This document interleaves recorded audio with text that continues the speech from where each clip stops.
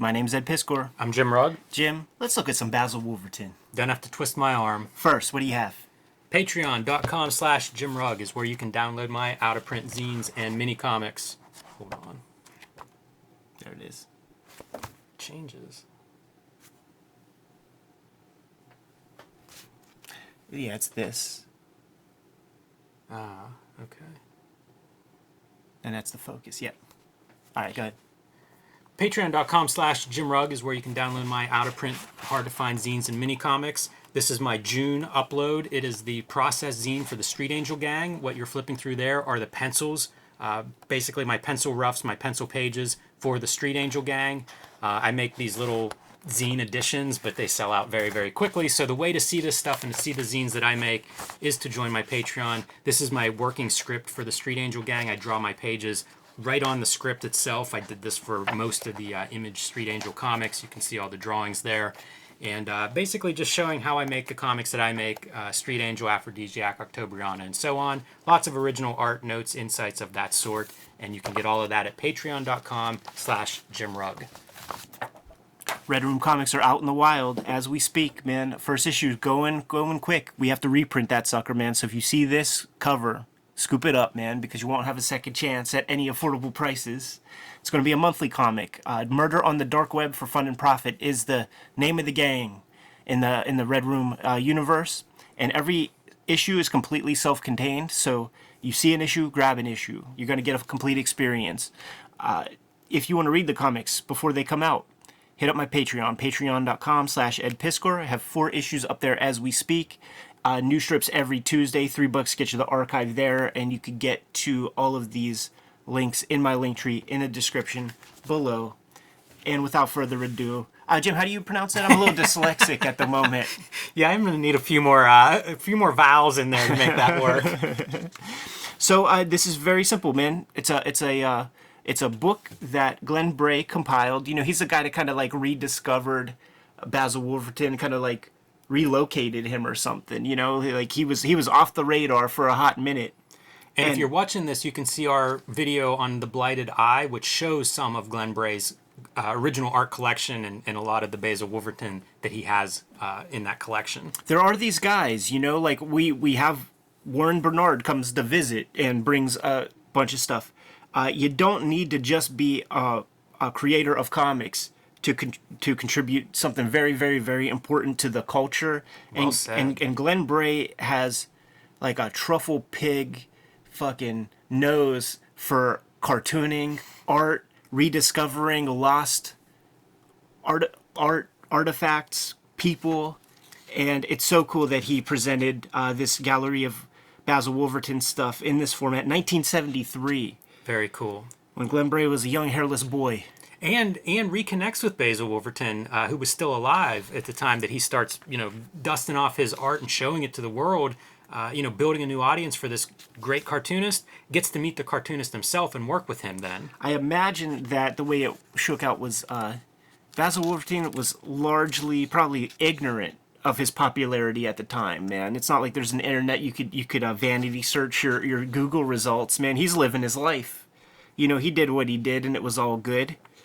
Had no idea about the impact. This is a really nice reproduction of these drawings. So you get like this, what looks like a mini comic or a zine, but is offset printed and really shows off, like, look at the detail in his mark making, and it's so sharp. What a nice addition. Look at those eyes, man. That's incredible. He's one of those guys, he would draw in that Strathmore 500, man, that real heavy Bristol. And when you go to the Billy Ireland and take a look at some of those originals, like, there's a stamp on 500 Bristol, man, the good stuff. And he'll just draw over top of that stamp, and it looks fine in print. You never know. This could work in Red Room. It could. A little vice around the back. Yes, I'm doing neck clamp. Jimmy, I'm taking notes. And look at the whimsical, like, he's a religious man, right? Yes. Like, these are tools of the devil. You got a little door hinge on teeth. Ugh. Yeah, man, so grotesque.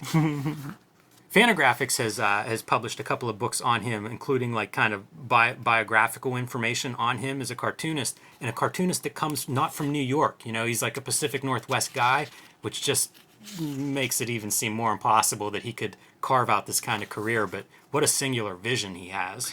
And you think about the lasting legacy, like the immediate next evolution would probably be the Robert Williams, like Big Daddy Roth artwork. Once again, still West Coast, a super West Coast vibe to it. Yeah, also some of the underground stuff like the Crumbs. Absolutely. In terms of that, the rendering is what's so impressive to me on one side. You're seeing like a range of grayscales on here. Again, something Crumb achieves with his cross-hatching. Something that cartoonists don't always chase in these days, with so much digital coloring. There's also been an artist edition of Basil Wolverton published. Speaking of the religious stuff, of like Apocalypse, Book of Revelations drawings. So pretty wild illustrations, but also great cartooning. Dude, that almost looks like Harvey Kurtzman. Kind of does. Is Basil exercising some demons? Yeah, big lift though from Mad Magazine. Basil gets. So certainly an interesting career. When you start getting into this stuff, this is where you see some of the real Crumb connection. Virgil Parch even a little bit there. Oh. Yeah, I don't like that at all. Man, I don't know how well those show up, but they're like round circles, almost like little. You can just imagine like stuff inside of those little bubbles. A fissured tongue. Don't like that. Google that, people. Tongue fissures. My grandpa had that.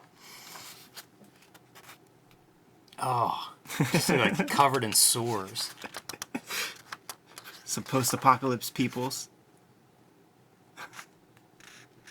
What is going through that guy's mind? That's just what I was thinking. Yeah, this is a great reproductions, man. Look at how amazing that is.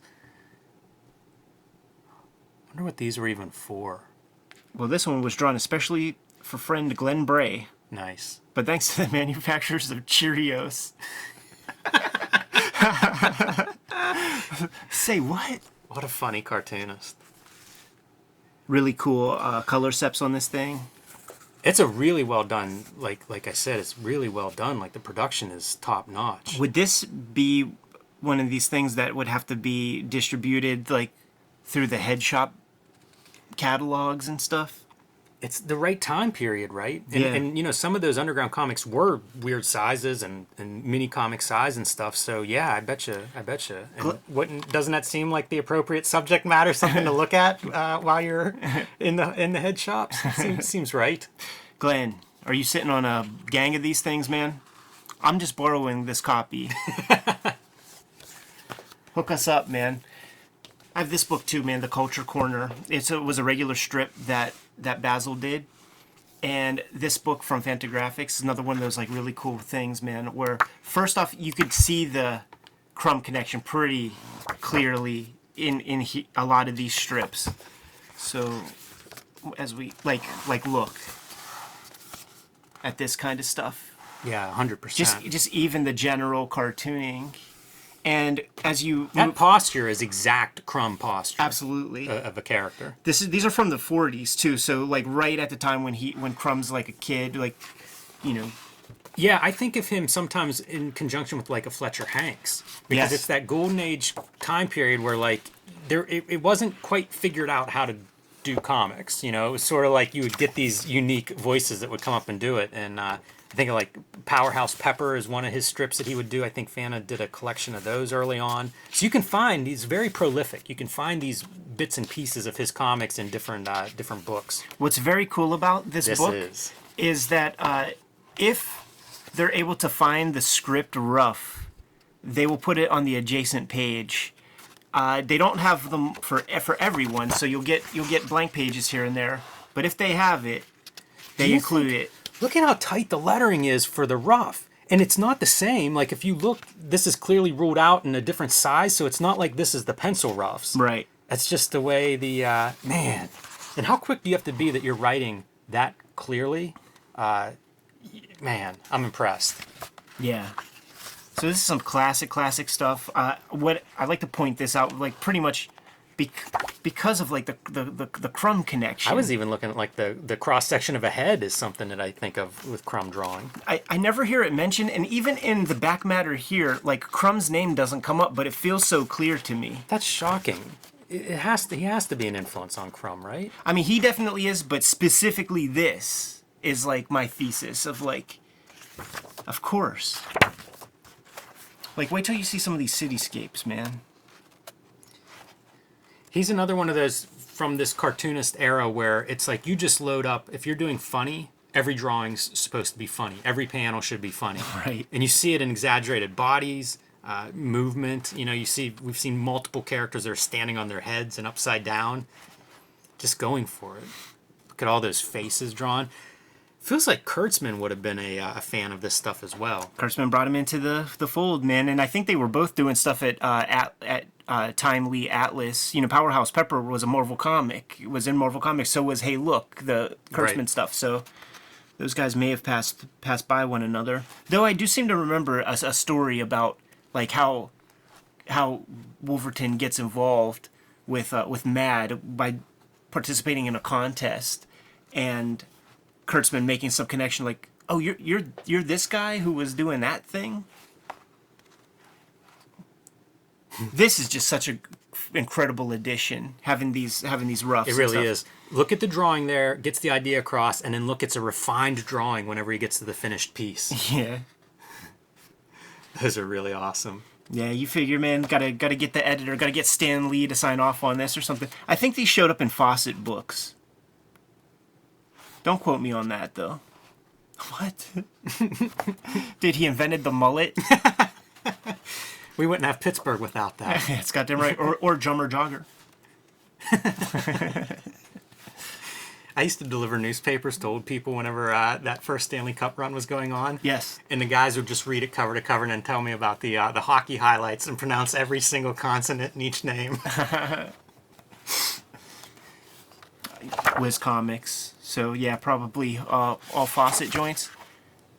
This is rare. amazing. Like, I don't have this book, and just seeing all of these pencils from him, or roughs, you know, whatever, the writing, the scripts, whatever he would classify these as, what a revelation, man. Really cool. Really cool. Super rare to see something like this from Basil. And this is that early period. This is a decade before he really developed his true style.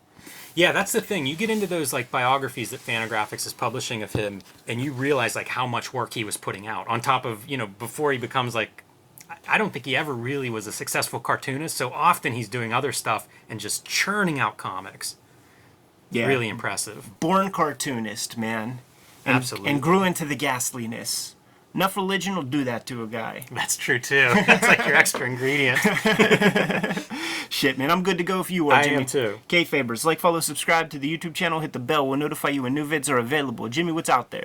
Join me on patreon.com/JimRugg, where you can download my hard-to-find out-of-print zines and mini-comics, see lots of my original art, and how I make Street Angel, Aphrodisiac, Octobriana, and more. Patreon.com/JimRugg. Red Room Comics are out there in the wild, man. Scoop up your copies while you can. Issue 1's being reprinted as we speak, so if you see it on the rack, scoop it up. It's going to be your last chance getting it at cover price. I can guarantee you that. Every issue's completely self-contained, so if you see an issue, grab an issue, get it put on your pull list at your local comic shop. Pre-order it directly from Fantagraphics. If you want to read the comics ahead of time, hit up my Patreon, patreon.com/edpiskor. $3 will get you the complete archive. I have over 4 issues on the Patreon right now, and I put new strips up every Tuesday. You can subscribe to the Cartoonist Kayfabe e-newsletter at the links below this video to keep up with everything we have going on and coming out in 2021. You can also find Cartoonist Kayfabe t-shirts and merchandise at the links below this video. Jimmy, give him one less set of marching orders, man. We're going to be in our way. Read more comics.